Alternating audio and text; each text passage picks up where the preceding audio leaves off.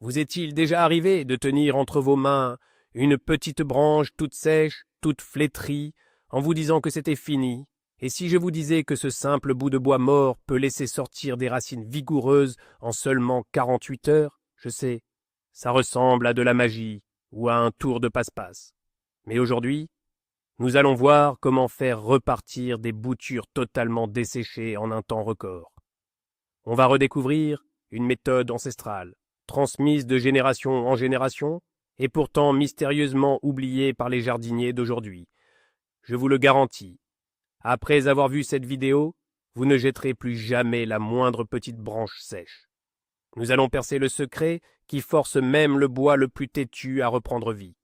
Je parie d'ailleurs que vous aurez envie de tester la méthode immédiatement après la fin de la vidéo. Dites-moi d'ailleurs, dès maintenant, dans les commentaires, quelles plantes vous avez tenté de bouturer sans succès par le passé. On va voir qui sont les plus nombreux ici, les amoureux des roses ou les passionnés de vignes. Faisons un petit bond dans le temps. Il y a des siècles, il n'y avait pas de jardinerie à chaque coin de rue. Pas de jolis flacons remplis d'hormones de bouturage synthétique. À l'époque, les paysans et les jardiniers s'échangeaient des variétés rares en les envoyant par charrette sur des milliers de kilomètres. Le voyage durait des semaines, parfois des mois. À l'arrivée, les boutures étaient de véritables morceaux de bois sans vie. Pourtant, nos ancêtres savaient les ressusciter. Ils comprenaient le langage de la nature bien mieux que nous. Le fond du problème, c'est qu'en cas de déshydratation extrême, la plante entre dans un état d'anabiose profonde. C'est une réaction de survie. Les cellules se verrouillent pour protéger les dernières gouttes d'eau et le précieux code génétique.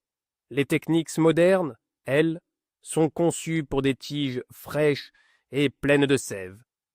Si vous appliquez ces règles classiques à un rameau tout sec, il va simplement étouffer ou pourrir. Ce qu'il nous faut, c'est cette approche historique, éprouvée par le temps, qui va sortir la plante de son coma tout en douceur, mais avec une efficacité redoutable. Imaginez la scène. Vous trouvez au jardin un petit rameau de votre rose préférée ou d'une variété rare de cassissier. Mais voilà le problème. La branche semble totalement sèche, sans vie et cassante. La plupart des jardiniers débutants pousseraient un simple soupir avant de la jeter au compost. Et c'est une erreur monumentale. Brisons tout de suite l'un des plus grands mythes du jardinage. Une écorce sèche et ridée n'est pas forcément un arrêt de mort pour votre plante. À l'intérieur de ce bois, la vie peut encore sommeiller. Les végétaux ont cette incroyable capacité à entrer en état de dormance profonde pour survivre à la sécheresse ou au grand froid. Les cellules se rétractent, le métabolisme ralentit jusqu'à frôler le zéro absolu, mais le patrimoine génétique, lui, reste parfaitement préservé. Notre mission est de réveiller ces cellules endormies et de le faire correctement. Si l'on se contente de plonger ce bâton sec dans un bocal d'eau, il va simplement pourrir. Il nous faut une approche totalement différente. Nous devons créer les conditions idéales pour que la branche ait envie de revivre. C'est ici qu'intervient une méthode ancestrale. Elle agit comme un réveil tout en douceur pour les cellules végétales. Pas besoin de chimie agressive, nous allons plutôt puiser dans les forces de la nature elle-même. Vous verrez, la logique de ce processus est tout simplement fascinante. Regardons maintenant ce qui se passe à l'intérieur de notre bouture desséchée. Observons cela de plus près, au niveau microscopique. Pour une plante, l'eau est l'équivalent du sang pour l'homme. Elle transporte les nutriments essentiels et maintient la structure même des cellules. Quand la bouture s'assèche, l'eau se retire, les parois cellulaires perdent leur souplesse et finissent par s'affaisser. À l'intérieur de la tige, les vaisseaux conducteurs se rétractent et se retrouvent obstrués par des bulles d'air. C'est ce qu'on appelle une embolie gazeuse. C'est précisément à cause de ces bulles qu'un simple trempage ne fonctionne pas. L'eau ne peut plus remonter le long de la tige, car ces bouchons d'air lui barrent la route. Notre priorité est donc de lever ces obstacles. Il faut forcer le liquide à circuler de nouveau dans les capillaires. C'est un peu comme amorcer une pompe à l'arrêt. Il faut la bonne pression et le bon fluide. Si l'on comprend cette mécanique élémentaire, on devient capable de réanimer presque n'importe quel rameau ligneux. Maîtriser la biologie du processus nous évite les erreurs classiques. On ne travaille plus à l'aveugle, on aide la plante de manière consciente et ciblée. Et la toute première étape, c'est d'établir un diagnostic précis de l'état de notre patient. Passons maintenant à l'étape cruciale du diagnostic. Il s'agit de savoir si notre patient est toujours en vie. Prenez votre bouture en main et essayez de la plier légèrement. Si elle casse net, avec un craquement sec comme une allumette, c'est qu'il y a malheureusement peu d'espoir. En revanche, si elle conserve un minimum de souplesse, alors on est toujours dans la course. Maintenant, prenez un couteau bien aiguisé ou même simplement votre ongle et faites une petite entaille sur l'écorce vers la base de la tige. Observez bien la couleur en dessous. Si c'est marron et sec, descendez un peu plus bas. Cherchez l'endroit où apparaît une nuance, même très pâle, de vert. Cette couche verte, c'est le cambium. C'est le tissu vital de la plante. Tant que le cambium est vivant, la bouture peut encore s'enraciner et produire de nouvelles pousses. Même un minuscule filet vert signifie que la vie est encore là, à l'intérieur. Je me souviens avoir reçu un jour des boutures d'une vigne très rare. À première vue, on aurait dit du bois mort, bon pour le barbecue. Pourtant, en grattant l'écorce, j'ai découvert un fil vert d'une finesse incroyable. Résultat, nous avons sauvé 9 boutures sur 10. Alors un conseil ? Ne vous précipitez jamais pour jeter votre matériel avant d'avoir fait ce petit test de viabilité. L'eau est la clé de notre réussite. Pourtant, l'eau du robinet est à bannir pour notre opération de sauvetage. Brisons tout de suite un mythe. L'eau courante regorge de chlore, de métaux lourds, et son pH est loin d'être équilibré. Pour une bouture sèche et affaiblie, c'est un véritable poison. Le chlore brûle instantanément les cellules fragiles de la coupe, celles-là même que nous essayons de réanimer. Mais alors, comment faisaient nos ancêtres ? Ils utilisaient de l'eau de pluie ou de la neige fondue. C'est une eau douce, à la structure naturelle parfaite. Et la bonne nouvelle, c'est que vous pouvez facilement en fabriquer chez vous. Il suffit de remplir une bouteille en plastique avec de l'eau du robinet et de la placer au congélateur. Lorsqu'elle est à moitié gelée, videz la partie encore liquide. C'est là que se concentrent tous les sels nocifs. Laissez ensuite fondre le reste de glace à température ambiante. Et voilà, vous avez l'eau vivante, idéale pour le bouturage. Elle pénètre sans effort les tissus assoiffés de la plante et sa structure moléculaire permet de dissoudre rapidement les bouchons d'air qui bloquent les vaisseaux de la bouture. Utiliser la bonne eau, c'est augmenter vos chances de succès de 50%. C'est le socle sur lequel nous allons préparer notre élixir de vie. Il est temps de vous dévoiler le premier ingrédient secret de notre solution miracle, le saule. Et oui, vous avez bien entendu, les branches de saule sont l'un des stimulateurs de racines les plus puissants que nous offre la nature. Bien avant l'invention des poudres de bouturage chimique, les jardiniers utilisaient déjà l'eau de saule. Le secret se cache dans l'écorce de cet arbre fascinant. Elle regorge d'acide salicylique et d'auxines naturelles. Les auxines sont des hormones qui stimulent directement la croissance des racines. Le saule en produit une telle quantité qu'il peut facilement en faire profiter d'autres plantes. Si vous avez déjà mis des branches de saule dans un vase, vous avez sans doute remarqué la rapidité avec laquelle elles développent un véritable chevelu racinaire. Notre objectif est de récupérer ces hormones pour les transmettre à nos boutures. C'est une phytohormone entièrement gratuite et 100% naturelle. Elle agit avec beaucoup plus de douceur et d'efficacité que les produits de synthèse. Là où la chimie risque de brûler les tissus fragiles de la plante, l'extrait de saule agit comme un remède bienveillant. Il réduit le stress de la plante et envoie un signal puissant pour réveiller son système racinaire. Préparons ensemble notre potion magique, l'infusion de saule. Pour cela, il nous faut de jeunes rameaux d'1 an, faciles à repérer grâce à leur écorce verte ou jaune. Prenez-en une bonne poignée et coupez-les en petits morceaux de 2 ou 3 cm. Gardez en tête que plus ils sont coupés finement, plus ils libéreront de nutriments dans l'eau. Mettez vos morceaux dans un bocal et versez par-dessus un peu d'eau bouillante. C'est l'étape clé. La chaleur va briser les parois cellulaires pour libérer les précieuses hormones de croissance. Laissez reposer à température ambiante jusqu'à ce que le mélange refroidisse complètement. L'eau doit prendre une légère teinte jaunâtre ou ambrée. C'est le signe que votre stimulateur est prêt. Il ne vous reste plus qu'à filtrer le tout. Vous pouvez jeter les branches, elles ne nous serviront plus. Ce liquide ambré, c'est un véritable trésor pour vos plantes. Contrairement aux produits chimiques du commerce, l'eau de saule a un effet durable et naturel. En plus de booster l'apparition des racines, elle protège la base de vos boutures du pourrissement grâce à ses puissantes propriétés antibactériennes. Passons maintenant à notre deuxième ingrédient secret, le miel d'abeille naturel. Pourquoi du miel, me direz-vous? Imaginez un marathonien qui s'effondre d'épuisement à 2 pas de la ligne d'arrivée. Pour se relever, il a besoin d'un coup de boost immédiat, d'une recharge rapide en glucides. Eh bien, notre bouture est exactement comme ce coureur. Elle est à bout de force et n'a plus aucune réserve d'énergie pour produire de nouvelles racines.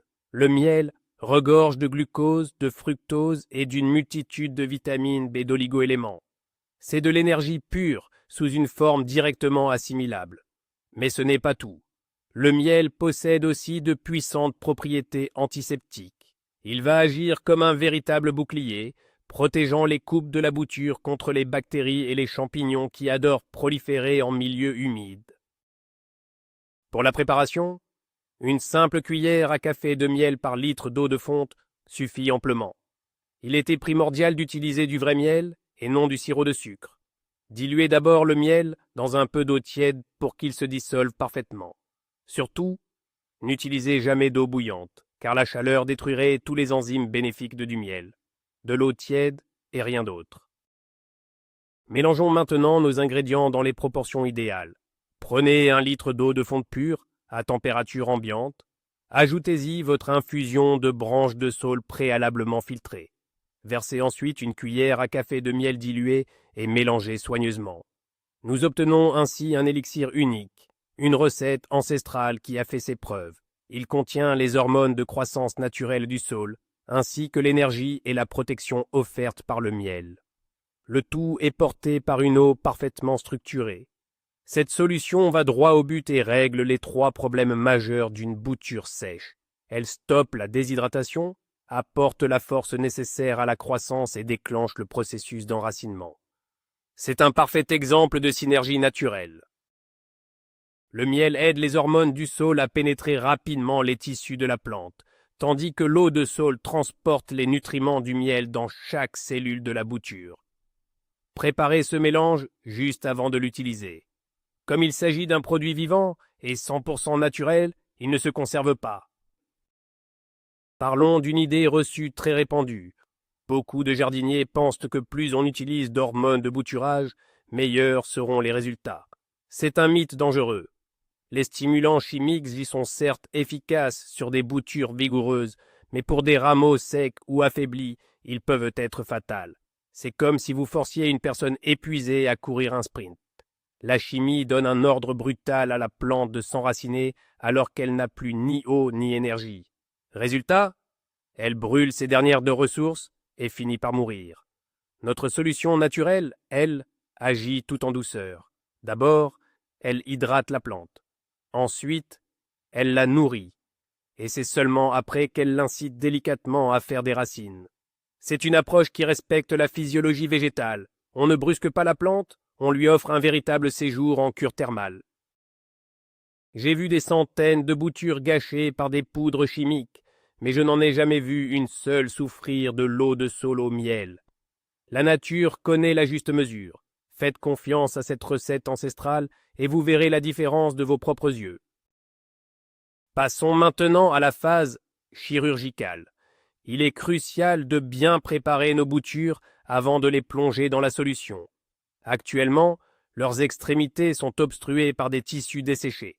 Si nous les mettons en l'état dans l'eau, elles ne pourront rien absorber. Nous devons donc rafraîchir les coupes. Munissez-vous d'un sécateur parfaitement affûté ou d'un greffoir.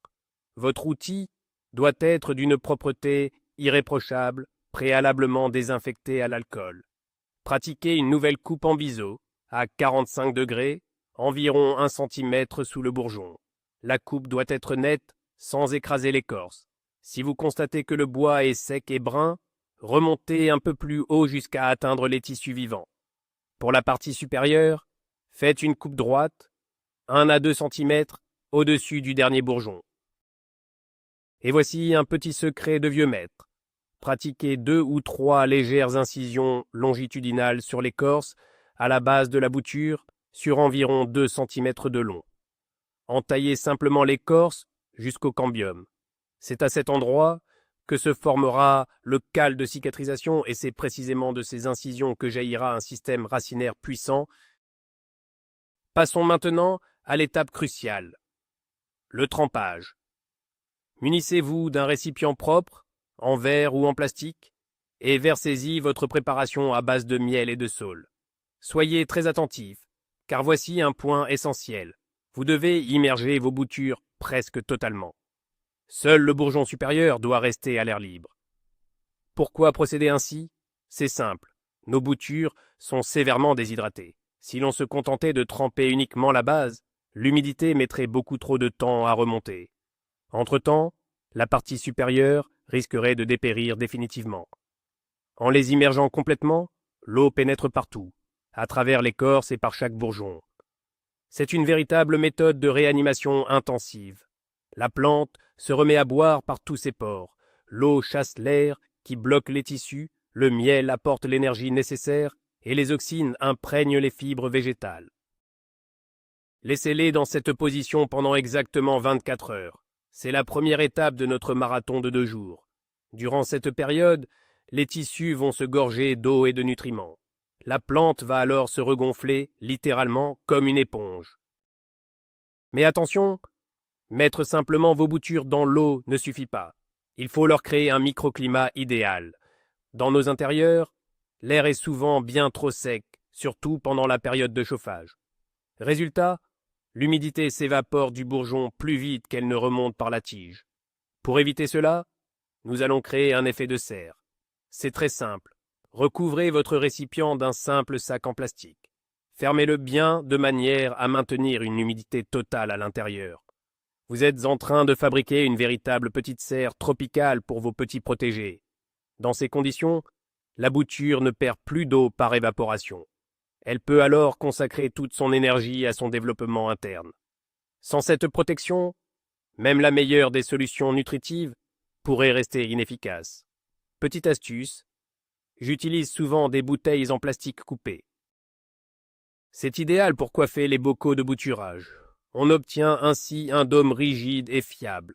À l'intérieur de cette bulle, un micro-monde s'installe. Le temps semble s'écouler différemment, et ces tissus qui paraissaient sans vie commencent enfin à se réveiller. Pendant ces 48 heures, la température est absolument cruciale. C'est la mince frontière entre la réussite et l'échec.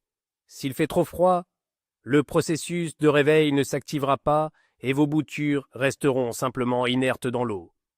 À l'inverse, s'il fait trop chaud, les bactéries vont se multiplier à une vitesse folle et vos tiges finiront par pourrir. L'idéal pour notre solution se situe entre 22 et 25 degrés. C'est en somme une température ambiante classique. Placez votre récipient dans un endroit tempéré, mais ne le posez surtout pas directement sur un radiateur. Une source de chaleur directe par le bas serait une catastrophe. Le liquide surchaufferait, le miel se mettrait à fermenter, et vous obtiendriez une sorte de mélasse au lieu d'un élixir de vie. Si votre intérieur est un peu frais, utilisez plutôt un tapis chauffant pour semis à chaleur douce. L'essentiel est de garantir une chaleur stable et régulière, sans variation brusque. Les plantes apprécient la stabilité, surtout lorsqu'elles sont en pleine phase de récupération après un stress important. Parlons maintenant de l'éclairage, un aspect que l'on a souvent tendance à oublier. Tant que vos boutures sont dans l'eau, elles n'ont pas besoin d'une lumière intense. En réalité, le soleil direct était votre pire ennemi à ce stade. Sans feuilles, la bouture est incapable de réaliser la photosynthèse. Un soleil trop fort ne ferait que surchauffer votre installation et risquerait de brûler les jeunes bourgeons qui s'éveillent.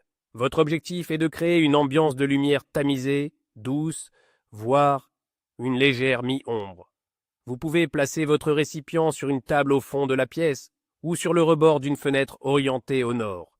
Dans la nature, les racines sont faites pour pousser dans l'obscurité.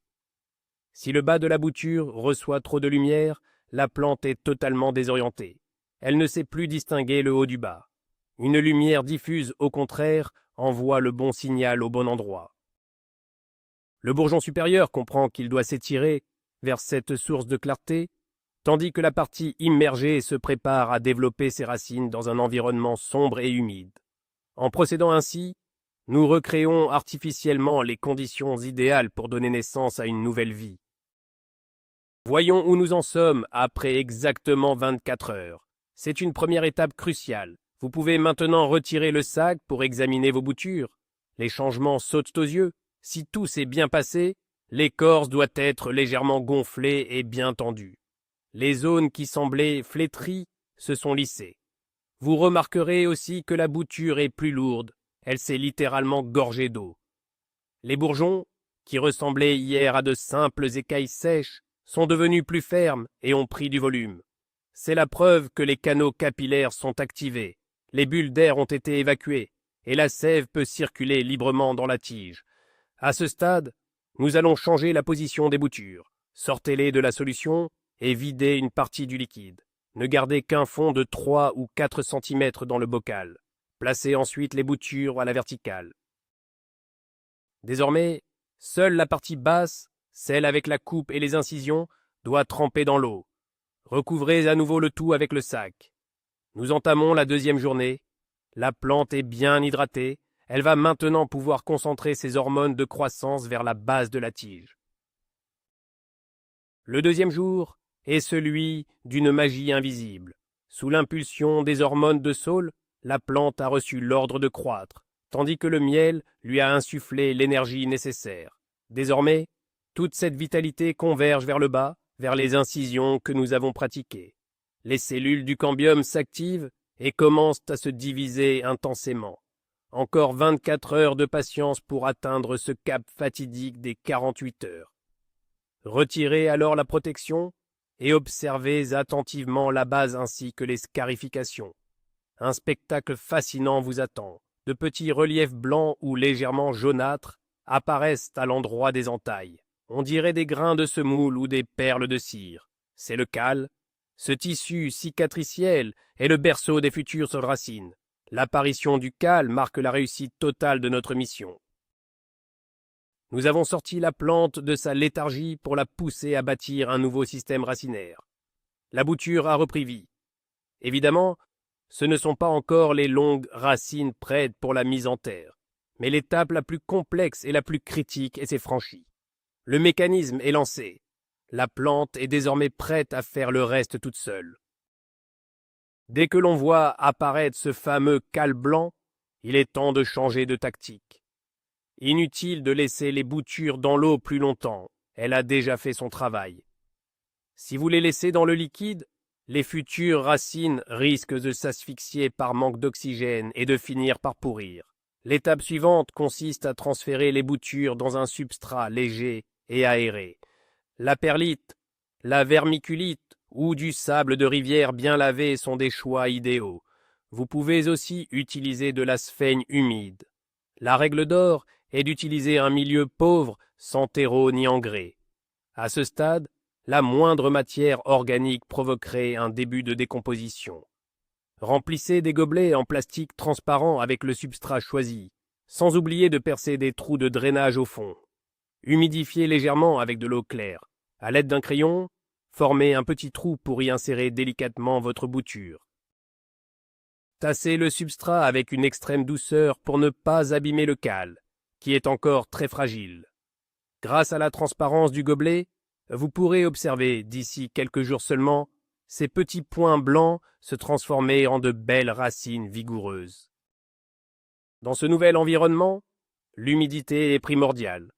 Le substrat doit être humide, mais jamais détrempé. Pour vérifier, faites le test suivant. Pressez une poignée de perlite dans votre main, aucune goutte d'eau ne doit s'en échapper. N'oubliez pas que les racines ont autant besoin d'oxygène que d'eau.